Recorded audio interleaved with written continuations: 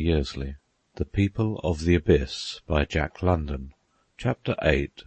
The Carter and the Carpenter. The Carter, with his clean-cut face, chin-beard, and shaved upper lip, I should have taken in the United States for anything from a master workman to a well-to-do farmer. The Carpenter, well, I should have taken him for a carpenter.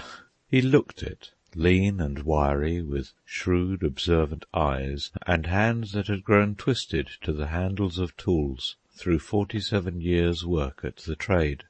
The chief difficulty with these men was that they were old, and that their children, instead of growing up to take care of them, had died.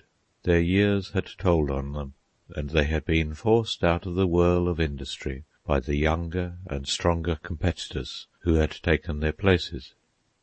These two men, turned away from the casual ward of Whitechapel Workhouse, were bound with me for Poplar Workhouse.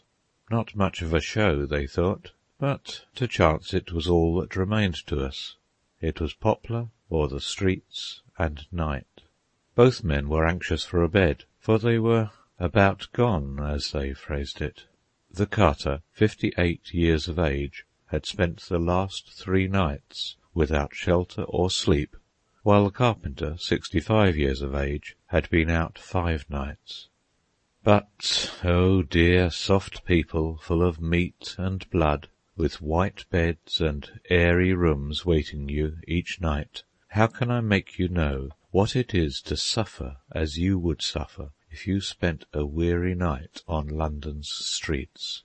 Believe me, you would think 1,000 centuries had come and gone before the east paled into dawn. You would shiver till you were ready to cry aloud with the pain of each aching muscle, and you would marvel that you could endure so much and live.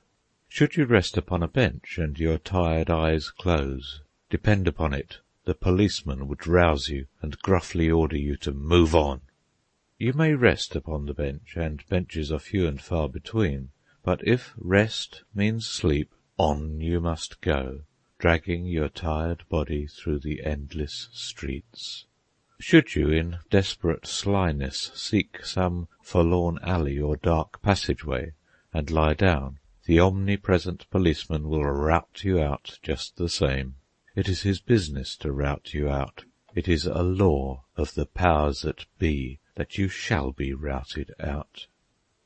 But when the dawn came, the nightmare over, you would hale you home to refresh yourself, and until you died you would tell the story of your adventure to groups of admiring friends. It would grow into a mighty story. Your little 8-hour night would become an Odyssey, and you a Homer.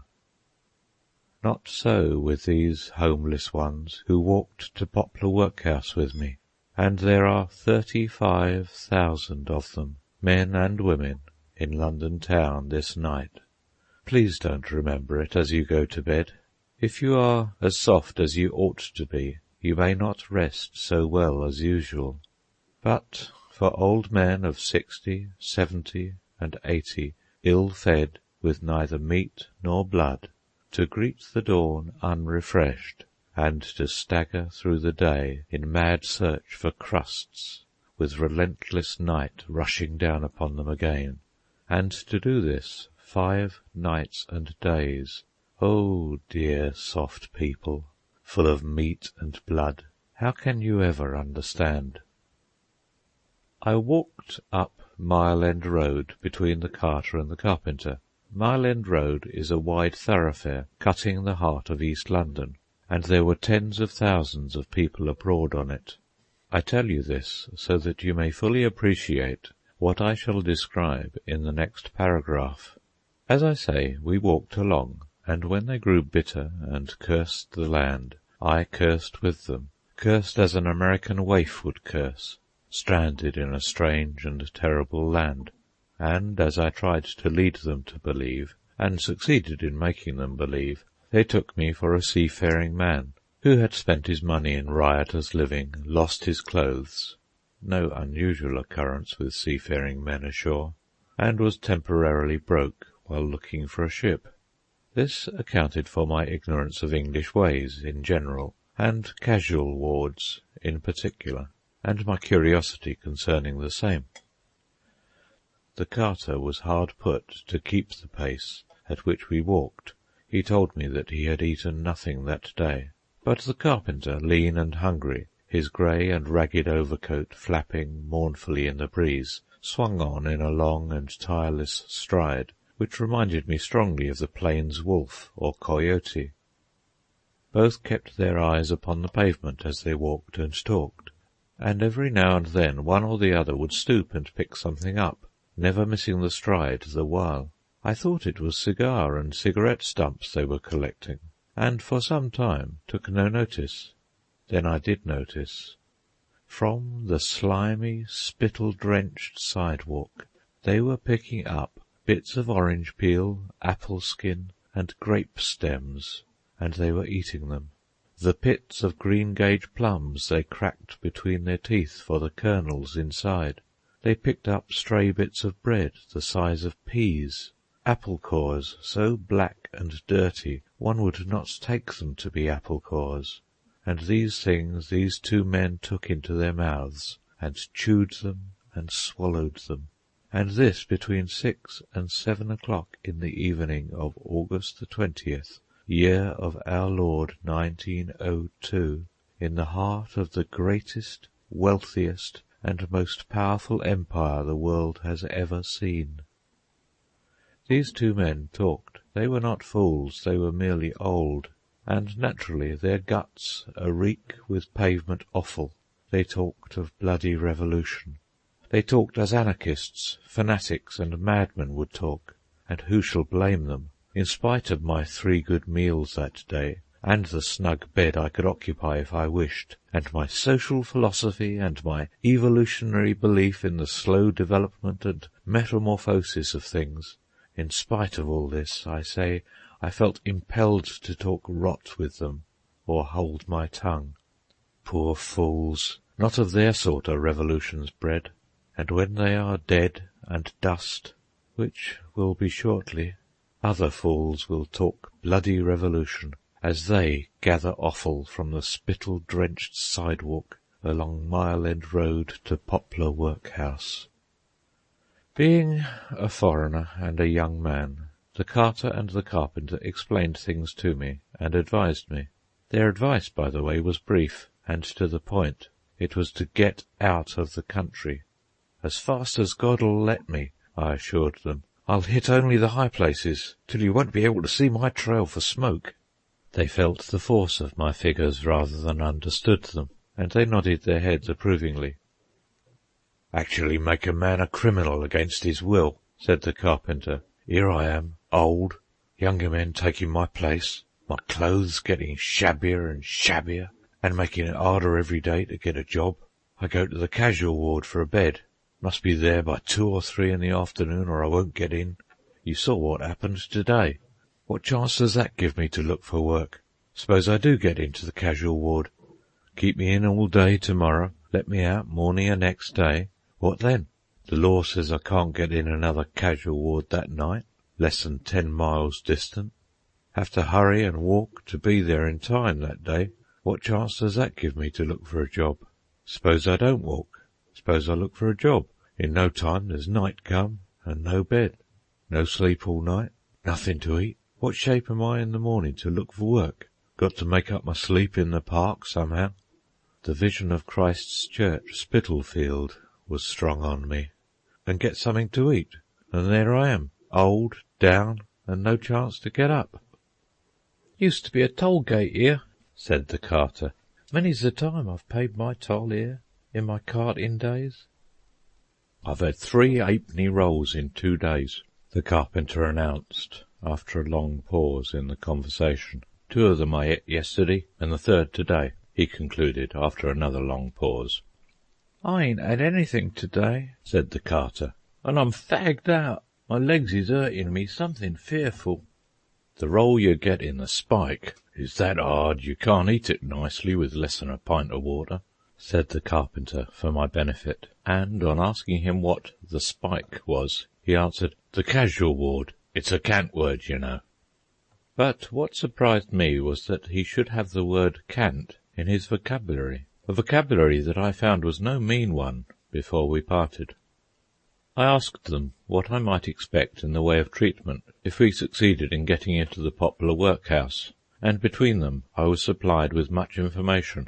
Having taken a cold bath on entering, I would be given for supper 6 ounces of bread and 3 parts of skilly. 3 parts means 3/4 of a pint, and skilly is a fluid concoction of 3 quarts of oatmeal stirred into 3 buckets and a half of hot water.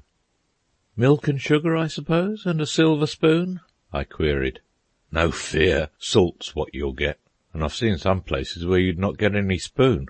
Hold her up and let her run down, that's how they do it." "You do get good skilly at Hackney," said the carter. "Oh, wonderful skilly, that," praised the carpenter, and each looked eloquently at the other. "Flour and water at St. George's in the east," said the carter. The carpenter nodded. He had tried them all.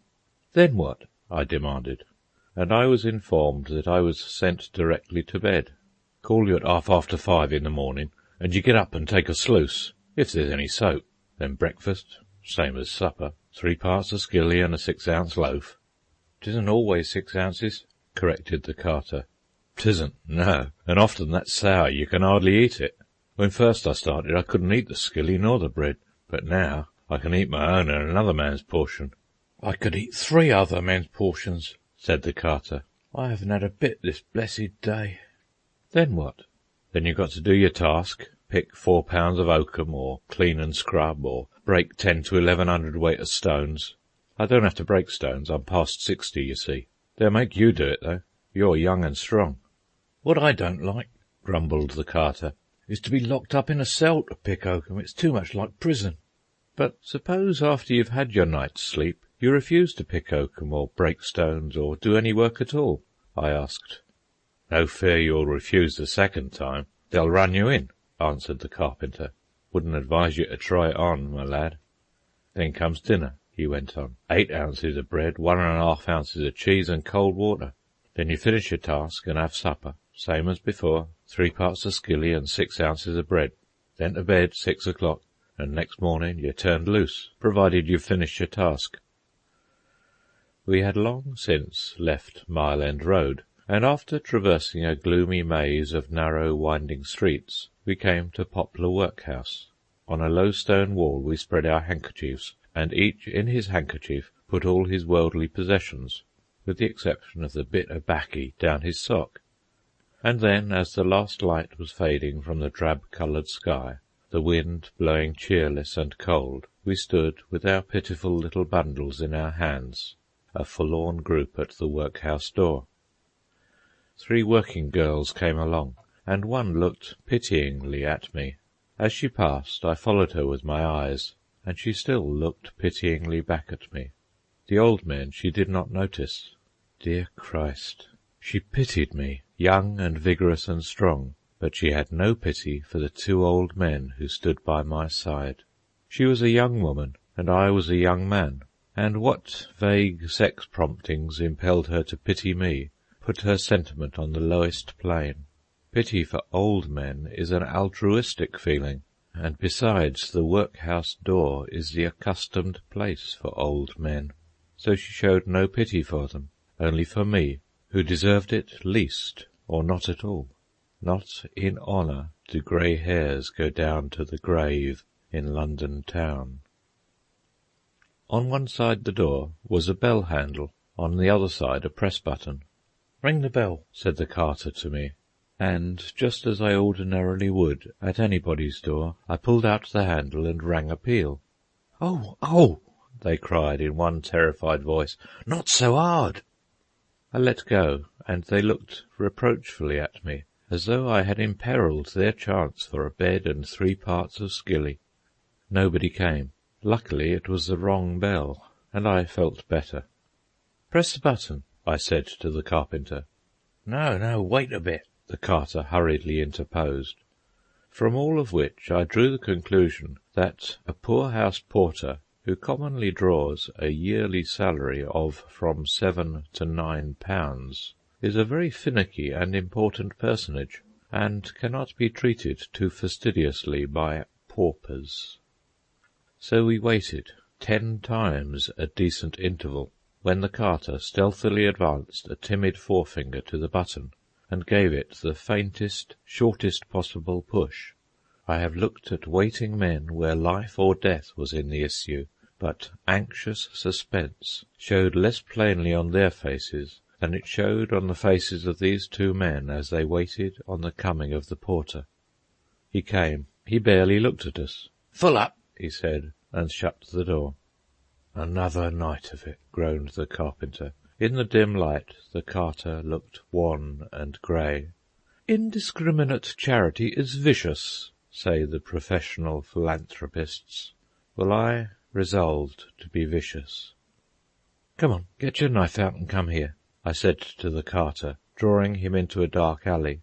He glared at me in a frightened manner, and tried to draw back. Possibly he took me for a latter-day Jack the Ripper, with a penchant for elderly male paupers, or he may have thought I was inveigling him into the commission of some desperate crime. Anyway, he was frightened. It will be remembered at the outset that I sewed a pound inside my stoker's singlet under the armpit. This was my emergency fund, and I was now called upon to use it for the first time. Not until I had gone through the acts of a contortionist and shown the round coin sewed in did I succeed in getting the carter's help. Even then his hand was trembling so that I was afraid he would cut me instead of the stitches, and I was forced to take the knife away and do it myself. Out rolled the gold piece, a fortune in their hungry eyes, and away we stampeded for the nearest coffee-house. Of course, I had to explain to them that I was merely an investigator, a social student, seeking to find out how the other half lived, and at once they shut up like clams. I was not of their kind. My speech had changed, the tones of my voice were different. In short, I was a superior, and they were superbly class-conscious. "What will you have?" I asked, as the waiter came for the order. "2 slices and a cup of tea," meekly said the carter. "2 slices and a cup of tea," meekly said the carpenter. Stop a moment and consider the situation. Here were 2 men, invited by me into the coffee-house. They had seen my gold piece, and they could understand that I was no pauper. One had eaten a halfpenny roll that day, the other had eaten nothing, and they called for 2 slices and a cup of tea. Each man had given a twopenny order. 2 slices, by the way, means 2 slices of bread and butter. This was the same degraded humility that had characterized their attitude towards the poorhouse porter. But I wouldn't have it. Step by step I increased their order. Eggs, rashers of bacon, more eggs, more bacon, more tea, more slices, and so forth, they denying wistfully all the while that they cared for anything more, and devouring it ravenously as fast as it arrived.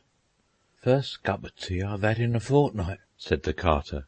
"Wonderful tea, that," said the carpenter. They each drank 2 pints of it, and I assure you that it was slops. It resembled tea less than lager beer resembles champagne. Nay, it was water bewitched, and did not resemble tea at all. It was curious after the first shock to notice the effect the food had on them. At first they were melancholy, and talked of the divers times they had contemplated suicide. The carter, not a week before, had stood on the bridge and looked at the water, and pondered the question. Water, the carpenter insisted with heat, was a bad route. He, for one, he knew, would struggle. A bullet was handier, but how under the sun was he to get hold of a revolver? That was the rub. They grew more cheerful as the hot tea soaked in, and talked more about themselves. The carter had buried his wife and children, with the exception of one son, who grew to manhood and helped him in his little business. Then the thing happened. The son, a man of 31, died of the smallpox. No sooner was this over than the father came down with fever and went to the hospital for 3 months. Then he was done for. He came out weak, debilitated, no strong young son to stand by him, his little business gone glimmering, and not a farthing. The thing had happened, and the game was up. No chance for an old man to start again. Friends all poor and unable to help. He had tried for work when they were putting up the stands for the first coronation parade.